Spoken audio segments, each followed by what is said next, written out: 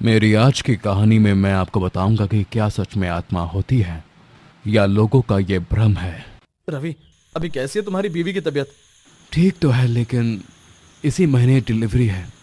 कभी भी उसे अस्पताल में भर्ती करना पड़ सकता है। तो टाइम दे अपनी बीवी को। भीमा काका बता रहे थे कि तू कल भी रात में ट्रक लेकर काम पर निकला था। पैसे की बहुत ज़रूरत है भाई अभी। तुझे पता है ना, उसी रास्ते में पड़ता है वो ढाबा जहाँ चाय की कोई दुकान तो नहीं है, लेकिन आसपास के गांव वालों का मानना है कि वह रात में एक बूढ़ा आदमी चाय बेचता है और कुछ लोग आकर वहाँ चाय पीते भी हैं। ऐसा नहीं है, मैं वहाँ से हर रोज़ गुजरता हूँ। वहाँ कोई ढाबा नहीं है, और फिर आधी रात को चाय कौन पिएगा। देखा तो मैंने भी कभी नहीं है। तो फिर सुन, अगले महीने तेरी शादी है। इन बातों को छोड़ और कमाना शुरू कर दे, वरना मेरी तरह दिन भर भटकना पड़ेगा। लो, बातों ही बातों में भूल ही गया कि आज मुझे रात को माल लेकर खूंटी जाना है। खूंटी जाने के लिए दो रास्ते हैं। रात का समय है, शॉर्टकट के चक्कर में उस ढाबे वाले कोठरी गांव की तरफ से मत जाना, क्या पता क्या हो। हाँ ठीक है, नहीं जाऊंगा। अब तू चल, मैं भी चलता हूँ, देर हो रही है। रात के करीब 8 बज रहे थे। अप्रैल की गर्मी पड़ रही थी। मैंने अपनी बीवी से कहा, सुनीता, तुम खाना खाकर आराम करो, सुबह तक माल पहुंचाकर आ जाऊंगा। पेट में अगर दर्द हो तो बगल में विमल चाची को बुला लेना, मैंने उन्हें बोल दिया है। आज जाना जरूरी है क्या? देखो, मौसम भी खराब हो रहा है। बीच रास्ते में बारिश हो गई तो इतनी रात को कहाँ रुकोगे? मौसम देखकर लग रहा है कि बारिश सुबह से होगी। तुम चिंता मत करो, मैं जल्दी आ जाऊंगा। मैं अपनी ट्रक को लेकर निकल गया। आधे रास्ते जाने के बाद खूंटी वाला जंगल शुरू हो गया। थोड़ी ही देर में जोरों की बारिश शुरू हो गई। मैंने अपनी ट्रक को थोड़ी देर के लिए रोक लिया, क्योंकि वो इलाका पहाड़ों का है और बारिश के समय बड़ी बड़ी चट्टानें अचानक टूटकर गिरती हैं। यार, और कितनी देर बारिश होगी? 1 घंटा हो गया। थोड़ी देर इंतजार करता हूँ। मैंने कुछ देर बारिश के रुकने का इंतजार किया, लेकिन बारिश नहीं रुकी थी। तभी किसी ने मेरे गाड़ी के शीशे को खटखटाया। मैंने नीचे झांक कर देखा। अरे भैया, क्या हुआ? काफी देर से यहाँ खड़े हो। ट्रक खराब हो गई है क्या? नहीं नहीं नहीं, बस बारिश रुकने का इंतजार कर रहा हूँ। मुझे ये घाटी पार करके ये माल शहर पहुंचाना है। ये पानी नहीं रुकने वाला। आप एक काम करो, कोठरी वाला रास्ता ले लो, जल्दी शहर पहुंच जाओगे। कोठरी वाले रास्ते के बारे में तो लोगों से बहुत डरावनी बातें सुनी थी। फिर रिहान ने मुझे मना किया था। वो रास्ता रहने देता हूँ, थोड़ा इंतजार और कर लेता हूँ। मैंने थोड़ी देर और इंतजार करने का फैसला लिया और सोचा उस बूढ़े आदमी को यह बता दूं, लेकिन वो आदमी वहां फिर दिखा ही नहीं। मैंने अपनी ट्रक की शीशे बंद किए और चारों तरफ से खुद को पैक कर लिया। कुछ समय बीतने के बाद बारिश और तेज हो गई। तभी मेरी गाड़ी की खिड़की पर इस बार फिर दस्तक हुई। मैंने झांक कर देखा तो एक बूढ़ी औरत इशारे से नीचे बुला रही थी। चारों तरफ कोई नहीं था, सिर्फ वो औरत और मैंने समय देखा तो रात के करीब 12:30 बज रहे थे। मैं अपनी ट्रक से नीचे उतरा। तभी उस बूढ़ी औरत ने रोते हुए मुझसे कहा, बेटा मेरी मदद करो, मेरे बेटे को बहुत तेज बुखार है। बारिश की वजह से वो पूरा भीग चुका है। अगर तुम थोड़ी देर अपनी ट्रक में उसे बैठा दोगे तो तुम्हारा बहुत एहसान रहेगा। लेकिन मैं तो बस अब निकलने वाला हूँ। मैं यहाँ 10 मिनट से ज्यादा नहीं रुकूंगा। चाहो तो 10 मिनट के लिए बैठा दो। ठीक है, चलो, उस पेड़ के ऊपर बैठा है मेरा बेटा। पेड़ पर क्यों बैठा है? इस जगह पर आकर ज्यादा सवाल कोई नहीं करता। जैसा बोल रही हूँ वैसा करो। मैं उस औरत के पीछे पीछे जंगल की ओर चल दिया। वो औरत मेरे आगे आगे और मैं उसके पीछे पीछे जा रहा था। मैं अपने ट्रक से काफी दूर निकल गया था।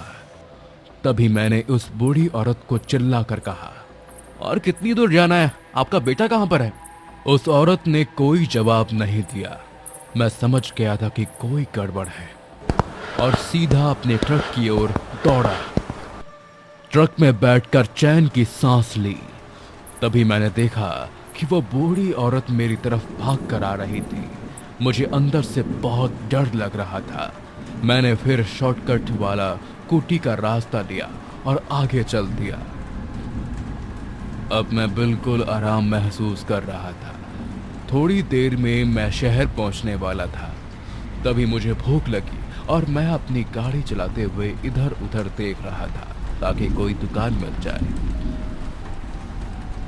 अब तक मेरे दिमाग से डर पूरी तरह निकल गया था। मैंने गाना गुनगुनाते हुए आगे चलना शुरू कर दिया। अरे तुमका का बताई भैया, हमरा हाल क्या है।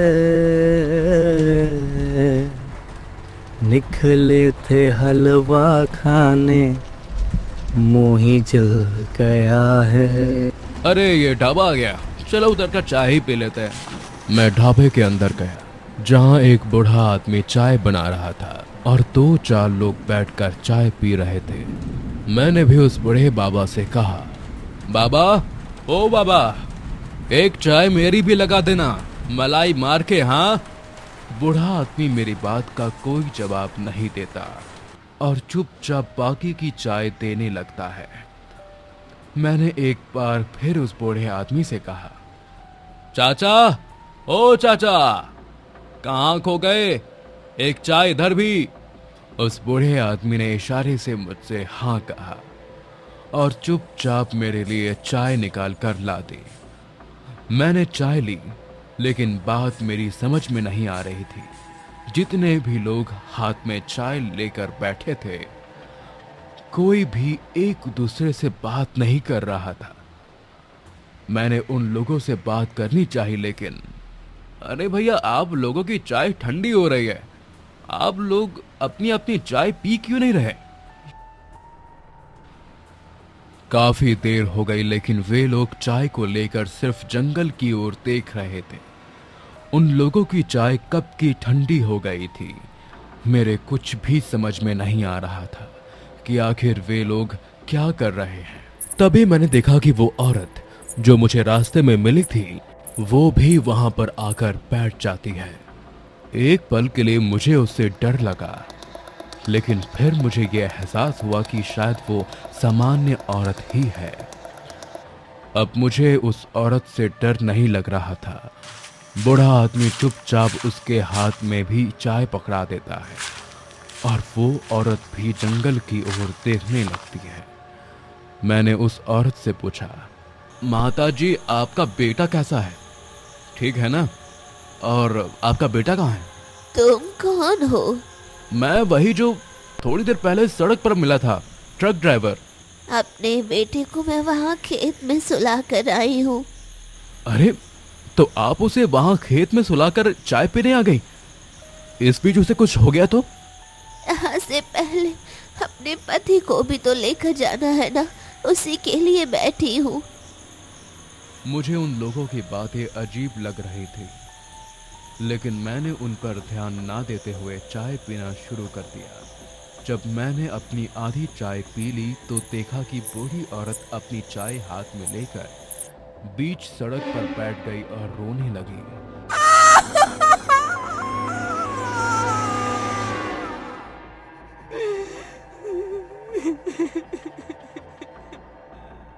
ताज्जुब की बात तो यह है कि उस ढाबे पे करीब 10 लोग थे, पर कोई भी उस बूढ़ी औरत को चुप कराने के लिए नहीं गया। बस एकटक देखे जा रहे थे।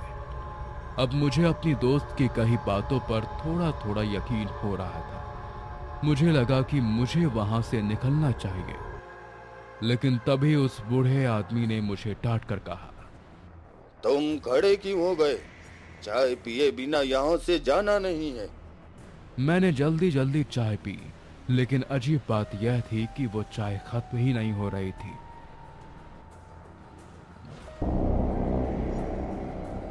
अब मेरे रोंगटे खड़े हो गए थे और मुझे लग रहा था कि अब मेरा आखिरी दिन है। लेकिन मुझे अभी भी यकीन नहीं था कि मैं किसी गलत जगह पर आया हूं। फिर भी एक डर अंदर से लग रहा था। मैंने हिम्मत करके उस बाबा से पूछा, बाबा कोई चाय क्यों नहीं पी रहा? बूढ़े आदमी ने जो जवाब दिया वो सुनकर मैं तंग रह गया। चाय क्यों पिएंगे? ये मेरे साथी है। हम जनाजे पर आए हैं, मातम मना रहे हैं।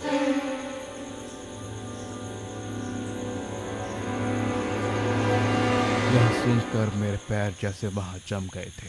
मैंने बहुत हिम्मत करके लड़खड़ाती हुई आवाज में उनसे पूछा, मातम? लेकिन किसका? यहां तो कोई घटना नहीं हुई। तभी मैंने देखा कि वो बूढ़ा आदमी बीच रोड पर सो गया। जितने भी लोगों ने हाथ में चाय ली थी, सब उस बूढ़े आदमी को घेरा बनाकर बीच रोड में बैठ गए और रोने लगे।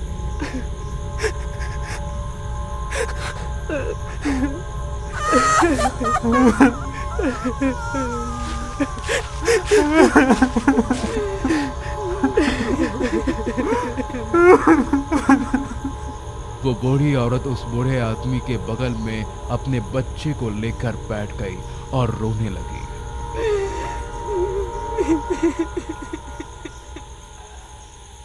ये सब देखकर मेरी जुबान से कुछ भी नहीं निकल रहा था। पैर को जैसे जमीन ने जकड़ लिया हो। मेरी आंखें फटी की फटी रह गई और ये सब देखकर मैं वहीं बेहोश होकर गिर गया, मानो मेरी जान निकल गई हो। कुछ ही घंटों में मेरी नींद अचानक खुली तो देखा गांव का एक दूध वाला मुझे उठा रहा था। अरे भैया, क्या हुआ? उठो उठो उठो उठो।